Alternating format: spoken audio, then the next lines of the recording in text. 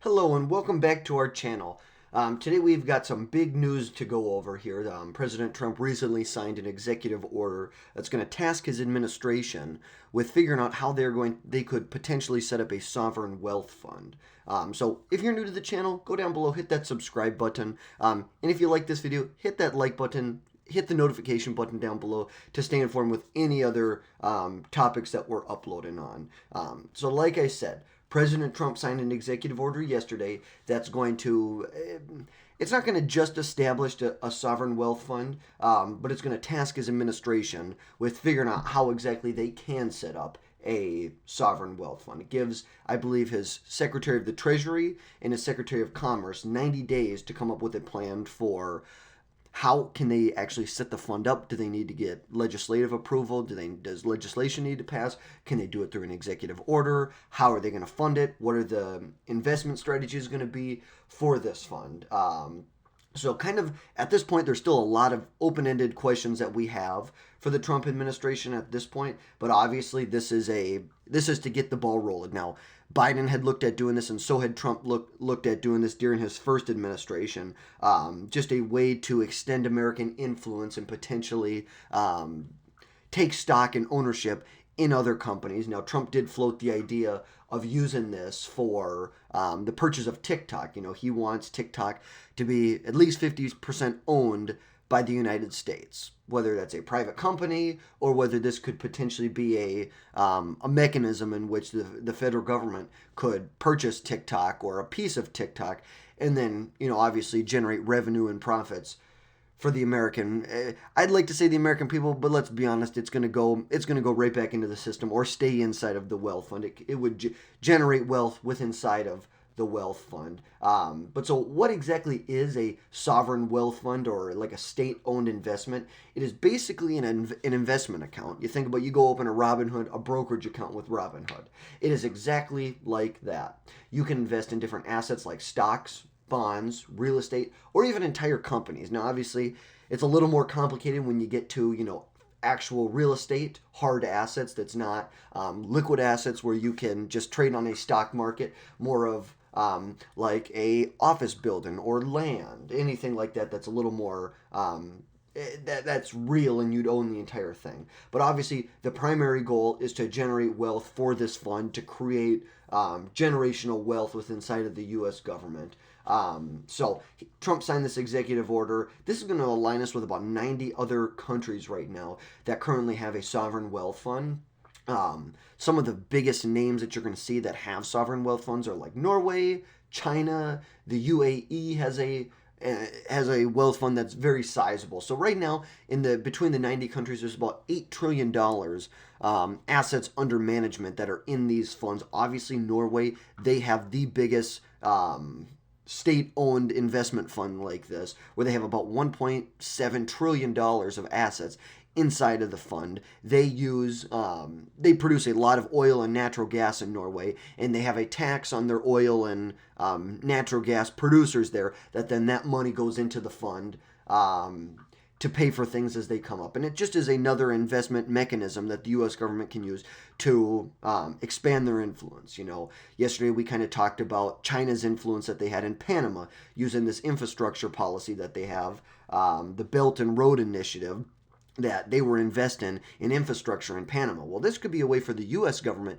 to invest in infrastructure and retain an ownership portion of it. You know, if we're helping to a third world country invest in infrastructure, we could take ownership, and, you know, maybe there is a company that is established that's going to manage all of the infrastructure in Panama. If we're going to, you know, invest a couple $100 million there, this could be a way for the United States government to kind of exert its power and its reach over these other countries if we're going to be giving them money. But outside of the countries, there are multiple states that have, so in the United States, that have sovereign, they're not, I wouldn't call them sovereign wealth funds, but investment fund vehicles like this. Most notably, Alaska has a very large investment fund that's got about $80 billion in it, along with New Mexico, Texas, Wyoming. Now, Texas, it's kind of more, it's a public school endowment fund, but Alaska is really the big one that you look at. I believe it was established back in 1976 and eventually was created in 1980. They had to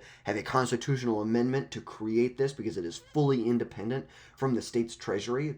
And the purpose of it was to reserve a portion of the oil revenue that was generated in Alaska because they understood that the resources are finite. Now, we have a lot of oil and we're nowhere near depleting it, but they understood that these resources were finite. And this would provide a stable source of revenue for the state and also the citizens, because one key feature of it is that they have a dividend. So every year, any of the annual earnings are eligible to Alaska residents that can be distributed to them. Now, I'm not expecting to see something like that with the United States Sovereign Wealth Fund. Obviously, it's different on a much smaller scale in Alaska. But obviously, this has been something that's been very beneficial. It's been in practice for, we're coming up close on 50 years now that this has been in practice. So it is obviously something that has worked for other states and other countries to help build their wealth inside of their country and outside of their country.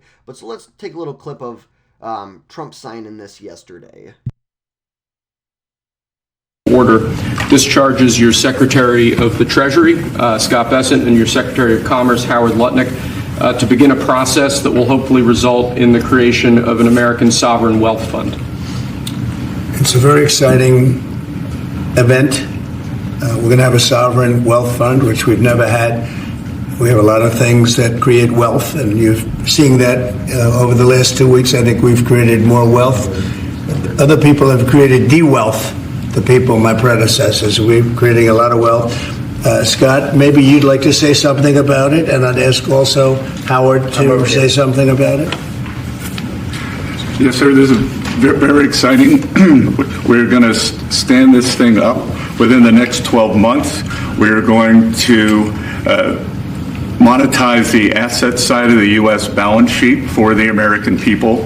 We're going to put the assets to work, and I think it's going to be very exciting. We're going to study best practices that's done around the world. It'll be a combination of liquid assets, assets that we have in this country as we work to bring them out for the American people. The extraordinary size and scale of the U.S. government and the business it does with companies should create value for American citizens. If we are going to buy 2 billion COVID vaccines, maybe we should have some warrants and some equity in these companies and have that grow for the help of the American people. So I bring all these things together. I think Scott and I will create an amazing sovereign wealth fund for you, sir.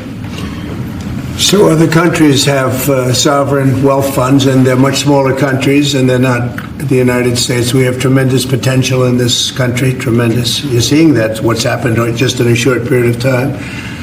And as an example, TikTok, we're going to be doing something perhaps with TikTok, and perhaps not. If we make the right deal, we'll do it, otherwise we won't. But I have the right to do that, and we might put that in the sovereign wealth fund, whatever we make, or if we do a partnership with very wealthy people, a lot of So obviously here, Trump, there's a lot of unknowns going into the sovereign wealth fund at this point. They're going to have 90 days to go in.